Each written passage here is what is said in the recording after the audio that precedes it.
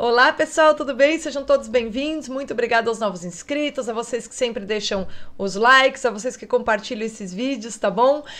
Vamos direto ao assunto, que o tema é grave. Vocês todos se lembram do recente fogo que colocaram ali na estátua do Borba Gato, procurando simplesmente... Foi uma ação que exigiu poucas pessoas, né? Um escândalozinho, um cara que foi preso e liberado rapidinho, mas que contou com os holofotes da imprensa, que era o grande objetivo daquela ação. Aquela ação, ela precisava de registro e ela tinha um objetivo muito claro, é um objetivo que vem aí desde 2020, né, com alguns deputados federais que começaram a falar dessa história de que alguns monumentos não devem ficar em espaços públicos. Não sei se vocês lembram, mas houve uma PL em 2020, estava tendo a pandemia, ninguém prestou atenção, uma tal de uma PL ali que envolvia esse pessoal do PSOL, né, Thalíria Petroni, sua tropa ali, dizendo que os monumentos que se referem de alguma maneira à escravidão de índios, escravos, etc., deveriam ficar em museus e não poderiam ocupar espaços públicos, né? Na esteira disso aí, a gente viu ao longo de 2021 a queima tanto da estátua do Borba Gato aqui em São Paulo, quanto de outros monumentos históricos, tá? A gente tem por trás dessas ações um objetivo articulado. Vamos entender que todos esses grupos que supostamente são aí de movimentos sociais, não são movimentos sociais porque eles não mobilizam a sociedade.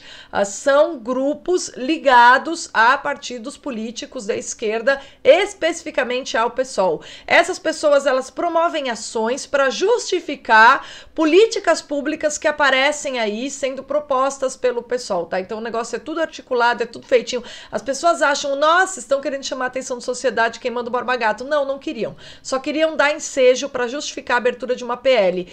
Qual PL? Vou falar aqui porque recebi por parte de pessoas aí do movimento conservador que são muito atentas a tudo que acontece em São Paulo, em especial das ações da esquerda identitária, representada majoritariamente pelo PSOL. Tem uma PL, né, um projeto de lei que já teve a sua primeira votação e vai rolar uma audiência pública para se discutir esse projeto para ir para a segunda votação, né? Trata-se da substituição de monumentos e homenagens, aí palavras do projeto, tá? Não são minhas, a escravocratas. E eles dizem que vão debater isso numa audiência pública da Comissão de Educação. Só que nessa comissão não tem uma pessoa que não seja da tropinha da esquerda e que não ache que uma estátua como o Borba Gato ofende a memória, aquilo que devemos à população de negros, índios, etc. Aquela lenga-lenga da esquerda, né? Para gerar um sentimento de que negros e índios não pertencem à população brasileira, o que é uma excrescência, o que é um desrespeito aos direitos de qualquer ser humano. Dane-se a sua origem étnica, dane-se a quantidade de melanina que o infeliz tem na pele, dane-se qual que é a minha quantidade de melanina, qual que é a sua. A gente é ser humano, entendeu? A gente é ser humano sujeito a adversidades, né? Ai, vamos falar então de opressão. Vocês querem falar de opressão? Vocês vão falar aí de todos os italianos que foram importados no final do século XIX para o Brasil para substituir os escravos na lavoura depois da abolição da escravatura, porque foi essa ideia. Usar os caras como escravos, que obviamente sacaram aquilo e foram saindo fora. Mas isso aconteceu também, tá? Você tem no Brasil uma tradição de pessoas que entendiam que a melhor mão de obra era aquela escrava. E essa mão de obra seria boa para a economia local. Essas pessoas que estavam completamente equivocadas, né, elas brigaram ao longo de todo o Segundo Império, o Segundo Reinado, para manter ao máximo, para não deixar que a abolição acontecesse. Sendo que desde 1820, da década de 20, a década em que ocorreu a independência do Brasil, você tem José Bonifácio abolicionista, Dom Pedro I abolicionista, depois o seu filho Dom Pedro II ao longo de toda a vida é um abolicionista, né? Você tem toda a família real na época do Brasil Império contra a escravidão, que é um negócio horrível, que é um negócio que não serve, que é um negócio completamente retrógrado e tirânico, mas você tinha um grupo de interesses do Brasil fazendo um lobby para atrasar o processo de abolição da escravatura, tá? Isso que aconteceu. E a tal ponto se atrasou que o último recurso deles foi importar italianos pobres do interior ali da Itália para colocar ali num salário de miséria nas várias plantações, né? Felizmente que a coisa não deu muito certo, porque o pessoal veio de lá com uma outra cultura. Ai, mas por que é que os escravos negros se habituaram e aceitaram isso, né? Veja, quem vendia os escravos eram os próprios africanos, então eles estavam imersos numa cultura que você poderia ser capturado e vendido como escravo. Não tô elogiando, não. Tô realmente lamentando. E aí os escravocratas foram espertinhos, porque eles foram justamente buscar escravos num lugar em que a escravidão rolava solta, entendeu? Por quê? Porque haveria, sim, mais facilidade para escravizá-los aqui. Tanto que vocês sabem muito bem que escravidão de índios no Brasil não deu certo, porque os caras estavam acostumados com liberdade, sabiam que era liberdade, resistiram. E, claro, com a ajuda da igreja.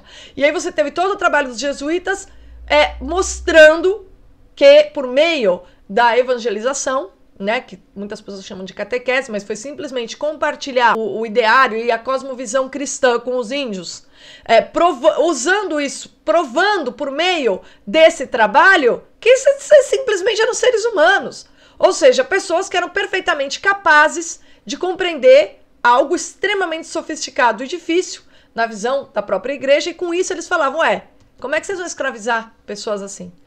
Pessoas que cantam dessa maneira, pessoas que constroem igrejas, pessoas que têm plena capacidade de civilização, ou seja, que já tem um nível de civilização para acatá-la. Né? Então, assim, o trabalho dos jesuítas foi maravilhoso, porque ele salvou a dignidade ali, combateu, ele foi a favor da dignidade dos índios. E aí, isso também está por trás dessa absorção na sociedade brasileira de uma série de índios. As pessoas falam que aqui ocorreu dizimação, escravidão, isso é mentira. Basta que olhemos no espelho. Você que é população brasileira, povo do brasileiro, se olhe no espelho, tá? Você pode ter várias origens, você pode ter ascendência dos mediterrâneos, português, espanhol, italiano, que vieram para cá trabalhar, que não tinham uma vida muito fácil na Europa e vieram para cá para melhorar de vida, ou você pode simplesmente ter ascendência, que é a principal no Brasil, que é a miscigenada. Quer dizer, você não consegue nem identificar o quanto você tem de índio, o quanto você tem de europeu, o quanto você tem de africano, porque o Brasil é um país miscigenado, e o Brasil é um país altamente miscigenado a tal ponto que a gente não tem dados do que todo mundo fala, que foi o massacre dos índios pelos portugueses, porque eles aderiram à cultura dos portugueses, eles se aliaram. O que ocorreu aqui majoritariamente foi uma aliança entre os grandes chefes das tribos e os portugueses, e os bandeirantes se explicam aí. Tá? O que é um bandeirante, para falar do Borba Gato? É alguém que tinha o espírito de desbravar a terra nova dos portugueses e a habilidade de andar pela selva, pela Mata Atlântica, pelo Cerrado, por todos os biomas brasileiros, que acho que o europeu genuíno ali não sobreviveria muito tempo, tinha essa habilidade que só poderia ser aprendido com os índios, entende? Então vamos entender as coisas de acordo com a realidade. Pega um portuguesinho ali, do século XV, e joga ele no meio da mata, vê se ele sobreviveria, sei lá, 2 dias sem a ajuda de alguém que conhecesse a Mata Atlântica. Faz o seguinte, você que é de esquerda, vai dar um passeio na Mata Atlântica e vê se você não volta desesperado com a quantidade de inseto, com o medinho da cobra que você encontrou no caminho. Gente, não é fácil você vir de um outro território e ser capaz de penetrar um território completamente estranho, a não ser, claro, que você tivesse com os locais uma relação muito boa. E isso que explica a origem dos bandeirantes. Os bandeirantes foram capazes de percorrer os interiores do Brasil e abrir o Brasil porque eles tinham ascendência dos índios. Eles foram fruto da aliança entre índios e portugueses, tá? Então, esse é o ponto principal para se compreender, em primeiro lugar, para a gente não falar de mentira. E aí voltemos ao nosso PL do PSOL, que tá aqui querendo dizer que a gente tem aí figuras, né, estátuas de colonizadores e seus aliados que ofendem a população negra índia do Brasil, como se a gente não fosse um povo miscigenado, em que todo mundo tem no sangue um pouco de cada um, como se nós não fôssemos todos seres humanos, todos afeitos a uma condição desgraçada que nos cabe superar por meio da valorização da nossa dignidade e não de ficar ajoelhando pedindo para uma deputadinha do PSOL, para uma vereadora do PSOL, ai, devolve minha dignidade. Não, querida, eu cuido da minha dignidade. Não é vereador nenhum de PSOL nenhum.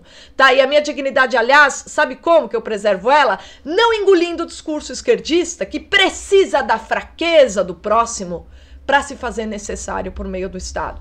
Tá, e o povo brasileiro não precisa, porque o povo brasileiro, aquele que se conhece, que tem a coragem de olhar no espelho e se orgulhar ali de todas as suas raízes que estão imiscuídas dentro dele, esse povo brasileiro, ele se orgulha de quem ele é e ele sabe que ele é justamente fruto de um processo completamente único, de que nos Estados Unidos realmente você teve dizimação, você teve apartheid, tanto que a gente tinha ali nos anos 60, negro sentava no banco de trás, coisa que a gente nunca teve aqui no Brasil. A gente nunca teve segregação real aqui no Brasil, isso não é verdade. Existe um tipo de segregação aqui no Brasil, pobre e rico, né? A pessoa, a quantidade de dinheiro, você tem uma mobilidade social enorme, mas não é raça, não é origem, tá? É, no máximo, quantidade de dinheiro. Por quê? Justamente porque a gente é uma sociedade totalmente miscigenada. E a única capacidade de se diferenciar é justamente a sua quantidade de riqueza. Porque as pessoas circulam aqui pelas camadas sociais de um jeito absurdo. Você vê, inclusive, gente que tem muita grana e que o pai era, sei lá, um profissional liberal de pobre. O cara era filho de gente pobre e ascendeu. Existe essa possibilidade aqui no Brasil. E não é a sua cor, a sua origem que freia a sua ascensão social. Ponto. Ponto. Tá? Essa é a realidade aqui no Brasil. Basta olhar para a sociedade. Olha para o Projaquistão, então. Olha ali para os atores da Globo, etc. Você quer olhar? Quer ver qual que é o nosso grau de aceitação? É esse, entendeu? E aí, essa Comissão de Educação, Cultura e Esportes, né, que vai realizar no dia 27 de setembro essa reunião, na verdade, vai discutir o projeto de autoria da vereadora Luana Alves, do PSOL, e tem coautoria de outros do PSOL. Bancada feminista, professor Toninho Vespoli, Carlos Bezerra Júnior, do PSDB, tá? Tem um PSDBista aí no meio, como a gente fala, né? PSDB tá com a esquerda. E a justificativa é o seguinte: vamos substituir monumentos, estátuas, placas e quaisquer homenagens que façam menções a escravocratas e higienistas por personalidades históricas de negras, negros, indígenas, etc. Tá? E qual que é o problema disso aí? Você quer realmente tirar um higienista, alguém que tentou realmente promover segregação com base na origem? Aí você tem que tirar tudo que é Getúlio Vargas do Brasil. Só que qual que é o problema de você tirar? Porque o Getúlio Vargas realmente, ele ia lá e mandava destruir, por exemplo, escolas de pessoas que vinham de outros países, escola japonesa, escola alemã. O pessoal teve problema, até para manter escolas nas suas línguas aqui no Brasil durante Getúlio Vargas. Aí a gente tem realmente um fascistão aí. Se vocês querem combater, vão combater o fascistão real que a gente teve, que foi o Getúlio. Mas qual que é o problema da gente combater o Getúlio? A gente precisa dele na memória. Tá? Vamos pegar aí um cara que realmente deixou um legado complicado para o Brasil, que é o Getúlio Vargas. Estatismo, Estado inflado, fascismo, legislação controladora, anulação do indivíduo, tudo isso é legado de Getúlio. Mas qual que é o problema de a gente tirar o Getúlio da história? Que a gente aprende com os erros, entendeu? E aí o que é muito engraçado é que nesse PL eu encontrei, eu queria homenagear aqui, as várias pessoas que deixaram comentários. Eu nem sei se elas são de esquerdistas, não sei se são conservadoras, mas eu vou ler para vocês a reação das pessoas que foram atentas a esse PL e foram lá e deixaram comentários, tá? O Luciano, por exemplo, responde: se há realmente desejo em evitar que o passado nefasto se repita, deve-se manter a memória viva através dos monumentos. Assim, futuras gerações podem saber quem foram os atores e o que realmente houve. Eliminar monumentos é eliminar os registros históricos, possibilitando então que erros e crimes do passado sejam novamente cometidos. E isso se repete. O Wayne fala algo interessante também. Ele diz: os monumentos são heranças e memórias de paulistanos responsáveis pela construção de tudo o que somos hoje. Eles nos contam suas histórias de vida e transmitem seus ensinamentos através desses monumentos.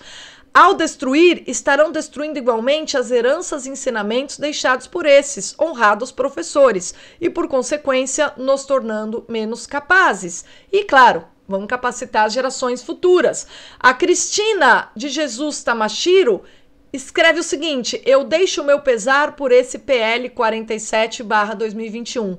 Toda obra de arte está dentro de um contexto da nossa história, faz parte dela. Destruir uma obra de arte é insano e inútil. Porque lembremos, esses monumentos não são simplesmente em memória, não mantém a memória de uma personalidade que foi importante para a história do Brasil e também o estilo de um artista que desenhou aquele monumento. Então olha tudo que você quer destruir em nome de uma política identitária que separa, reconta erroneamente a história do Brasil e simplesmente rebaixa a dignidade de algumas pessoas. Porque quando você diz, você precisa da minha proteção porque você é negro, você está dizendo, você é incapaz de se virar sozinho. E isso que está errado, porque aí é que você rebaixa um ser humano.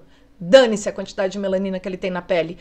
Dane-se qual é a origem dele. Se ele é índio, se ele é português, se ele é italiano, pouco importa. É um ser humano, tem uma alma e é por isso que a sua dignidade deve ser respeitada. Se ele passou pelas adversidades, que nós sejamos capazes de respeitá-lo 30 vezes mais, porque ele está vivo hoje, tendo superado essas adversidades, tá? Isso é respeito ao próximo. O resto é balela, conversa esquerdista para justificar manutenção de um Estado grande e um bando de cabides de emprego que não sabe fazer outra coisa e ficam fingindo que tem caridade por alguém. Essa PL é absolutamente lamentável e eu espero que as pessoas prestem atenção na gravidade de uma medida como essa. Derrubar a história da construção da nossa cidade. Derrubar todas as personalidades que de alguma maneira contribuíram para que a história do Brasil tenha sido como ela foi.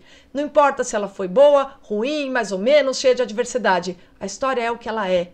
E nenhum sonho pode mudá-la. Todo sonho que tenta mudar a realidade, sabe o que ele faz? Ele contorce a realidade e produz uma dor 50, 100 mil vezes maior, tá? Então, não se iludam. Quando esses grupinhos de antifas vão lá e põem fogo numa estátua, eles estão trabalhando de maneira articulada com o vereador, que 3 meses depois vai dizer, como saiu na revista Raça, tá, desse mês, olha, agora tá tendo uma PL que foi em reação ao incêndio do Borba Gato. A população paulistana mostrou repúdio pelo Borba Gato e a responsável vereadora do PSOL foi lá e apresentou a PL.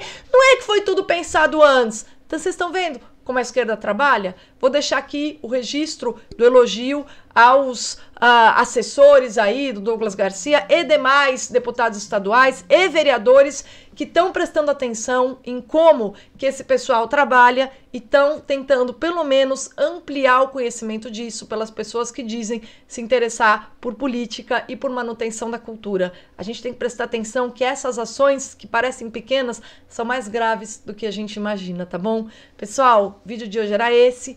Muito obrigada pela companhia e até a próxima.